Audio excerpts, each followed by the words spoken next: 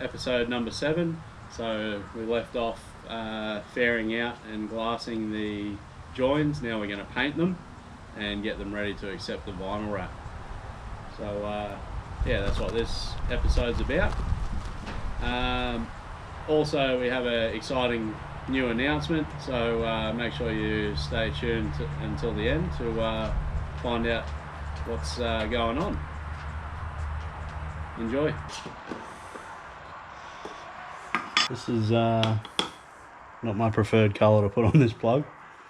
It's going to make it look a little less like a boat for a bit.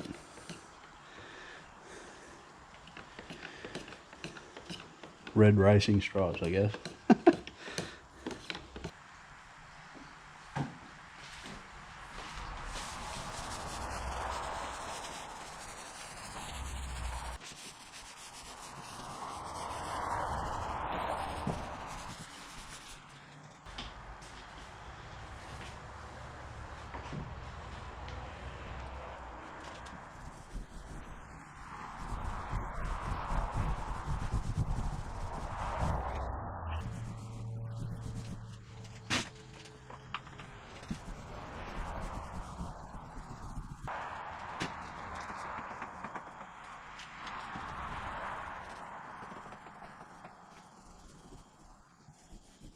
All done.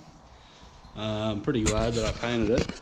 It did show up a lot of pinholes that I did not even know that were there. So I did a roller coat that was pretty thin, and then I went over it with the brush, just put it on a little bit thicker, filled some of the little pinholes, and also put a little bit of an extra layer.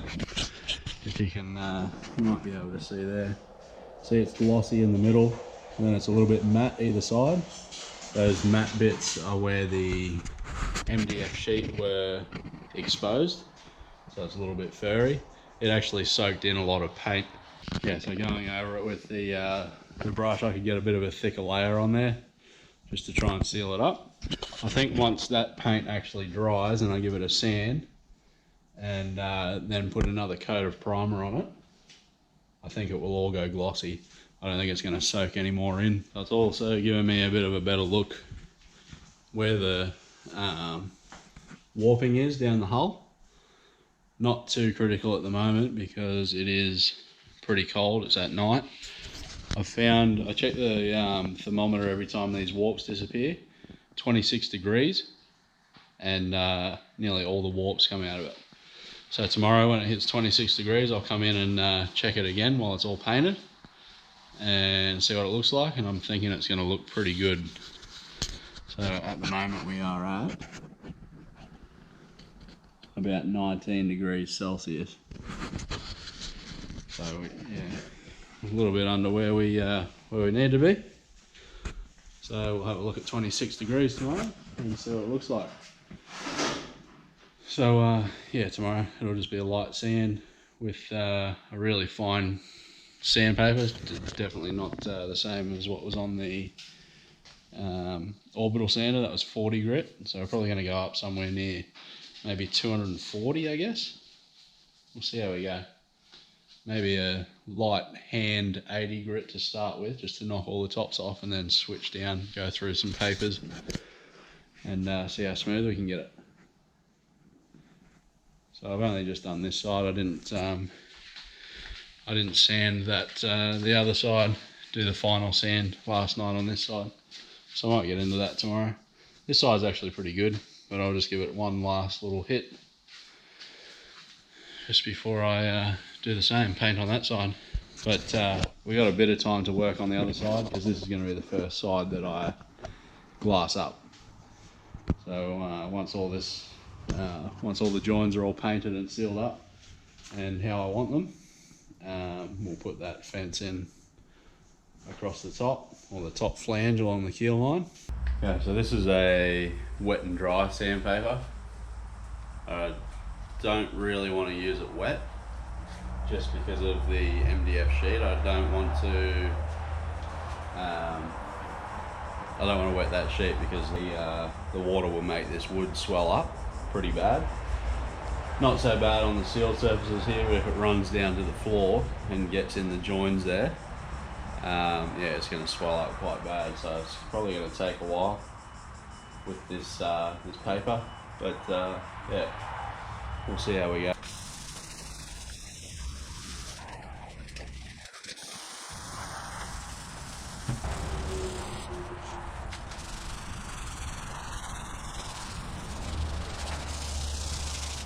So the hand sander didn't last long. I'm going to get on my phone now and see what the lowest grit or the highest grit sanding discs are for the disc sander. Okay, research done. I'm off to Bunnings. They only have 240 grit in the normal discs that I'm using, those red ones. But they have some sort of adapter kit that it's like a new type of sandpaper. It's like a mesh that'll get to 400 grit. So I'm going to get both of those, the 240 and the 400. And I think that'll get the bulk of it down, and then I'll just go over it with a 1200 to polish it up. So I've just gone off and got some of those sanding discs. I got the normal one at 240 grit, might be a bit harsh. These ones are the 400 ones that I was talking about. They're actually called a sanding net, a sand net by Diablo. And it comes with like an adapter plate between the two pads. And they're actually really cool. They feels a little bit harsher than 400, but we'll see how we go. But yeah, once it clogs up, it's actually a mesh. So you can just rinse them out, let them dry, and you can use them again. They are twice the price of the normal pads. I think it was about $24, but yeah, if you can flush them out and reuse them again, then it's going to be worth it. So we'll give them a test. Yeah, so I guess we push this one on first. Try and line those holes up as best we can. They never do, unless you got the exact brand.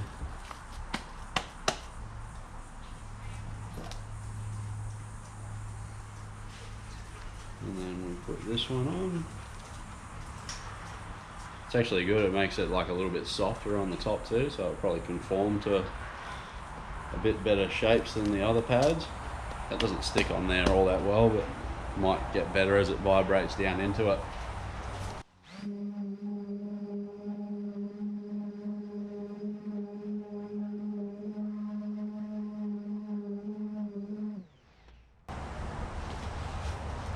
Yeah, it's calmed it down a bit as soon as you use it. Doesn't feel as abrasive now, but it's definitely not clogging, I don't think. Looks alright. So yeah, that's leaving a nice surface too. That's a bit faster than hand sanding, so I'm going to get stuck into it now. Might change over to a time lapse.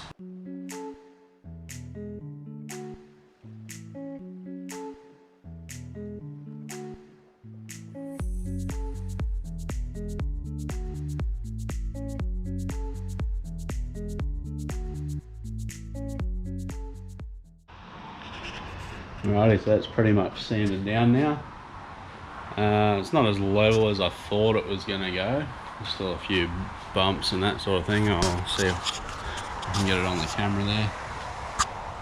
Just across here there's a few ridges and that sort of thing. If you can get it in the right light there. But yeah, I'll just show you this one as well. Might be a bit easier to see.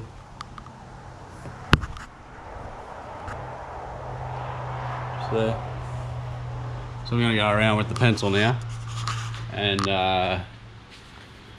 just circle everything that I can fix easily, and some of these will be easier to fix from the mold side. So just cast the mold and yeah, work them down in the mold. Of course, things like this, that's pretty easy to fix now.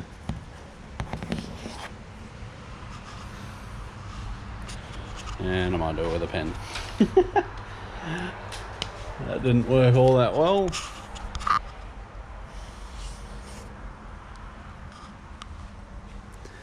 So I'm not too worried about tiny little pinholes like these ones. As you can see, there's the end of the pen. Because what I'm going to do is put a vinyl wrap strip over the top of this The vinyl wrap won't actually push down into those pinholes, so it'll just clear the top of it. So it's essentially going to fill in all those pinholes anyway. Just the big ones that the vinyl wrap will dip into, we'll fill those up, and yeah, the vinyl wrap will cover the rest. So I had a break yesterday, so we're back into it today. I've gone around and marked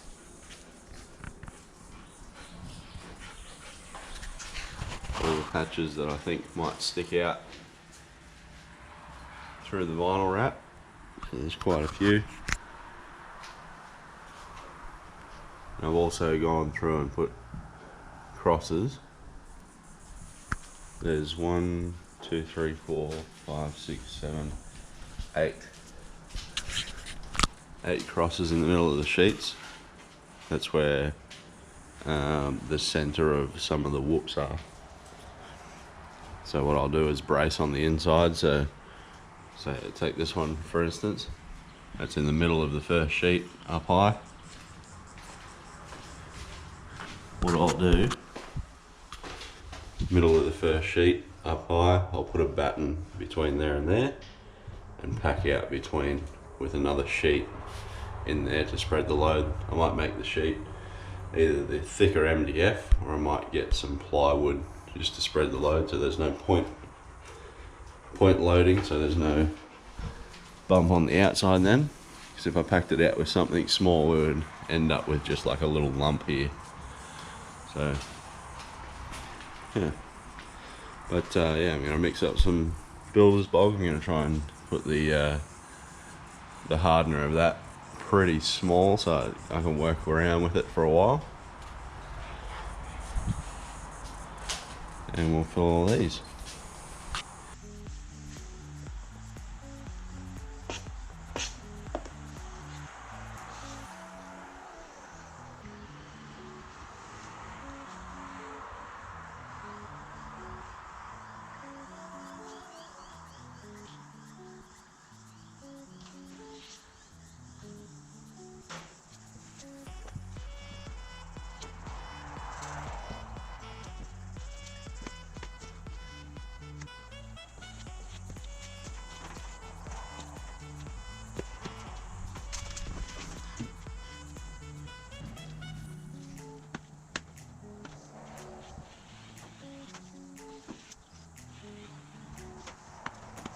So we're back into it. I had the past 2 days off working on this thing. I came in and did little things here and there, but I wasn't really, I wouldn't really call it hard work on the plug. But one of the things that I did was bogged up some of the bits that were going to give me some trouble. So I'm just going to go through with the sander now with a lighter grit. I'll use those ones that I got the other day. What are they? 240 grit. That's just because it's going to take a little bit longer, but that's just because I don't want to take any of the primer off. That's all good. But this feels really good, like the parts without the bog on it obviously, but these feel smoother than the sheet itself. So pretty happy with that. But again, doesn't really matter because I am going to be putting the vinyl strips over the top of them anyway. And that's just to get rid of things like that, those little pinholes. The vinyl will actually just go straight over the top of those. It won't form into the hole, so yeah, it'll save me that bit of a step.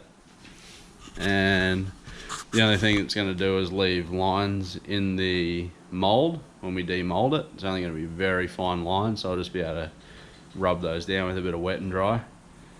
But like I've said previously, this is as good as we're going to get it now. So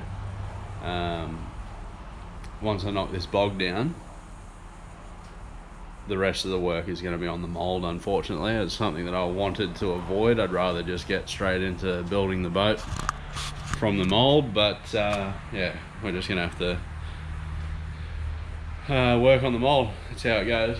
There's little things that I can't sand down far enough because I'll go all the way through the board and that sort of thing, so it's just come to working on the mold, but that's alright. We'll get it sorted.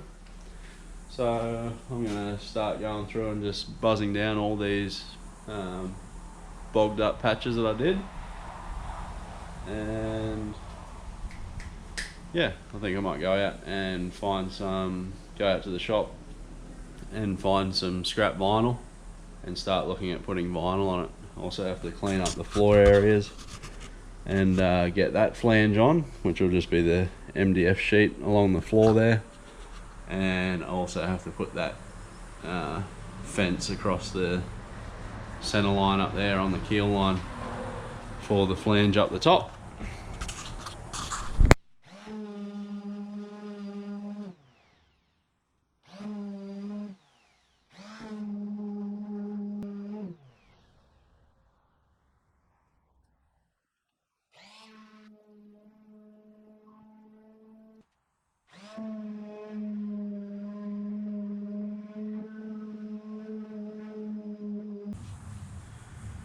Alright, so that wasn't much fun.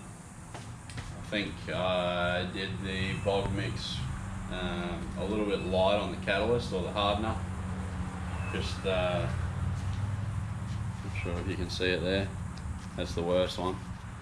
I think what happened is it was picking up the uncured bog and then rubbing on the paint to make it turn red like that, and just gumming up the pads, and it actually made quite a mess on the boat. So I'm just going to go through and wipe those patches with a rag and just go over them with the primer, just spot painting the patches, and then once that primer is set, I'll knock them down with the really fine disc again, and yeah, and we'll leave it at that. I probably don't even really have to prime these again because of that vinyl strip, as long as it's secured out here on the good stuff. But I don't know. I'll give it. I'll just prime it anyway.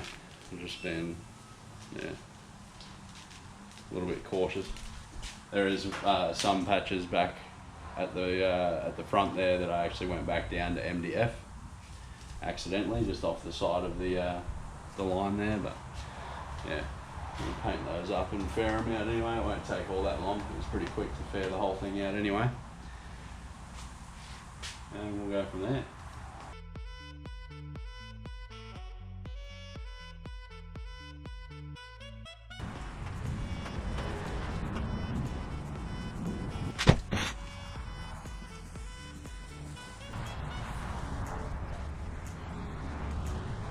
I left that paint to cure overnight. It's about 24 hours since I've done it, and it's actually coming out really smooth anyway, so it's not going to take much at all to get that back to how it was. I think before the time lapse I said that I was going to just spot paint it. I ended up doing the whole thing again, just coating the whole lot. But yeah, it's super smooth anyway. It's just got a few brush strokes in it, so that won't take long to sand out at all. So I'll get stuck in the sand in that, and then I've got to run off to the whale boat. Got to go fix the steering in that. But then I'll come back and I'll get that top fence done across the keel line. And yeah, I'm ordering the glass today to start laying up the mold. So yeah, I got a few days to get this all prepped and ready to start laying glass. So let's do it.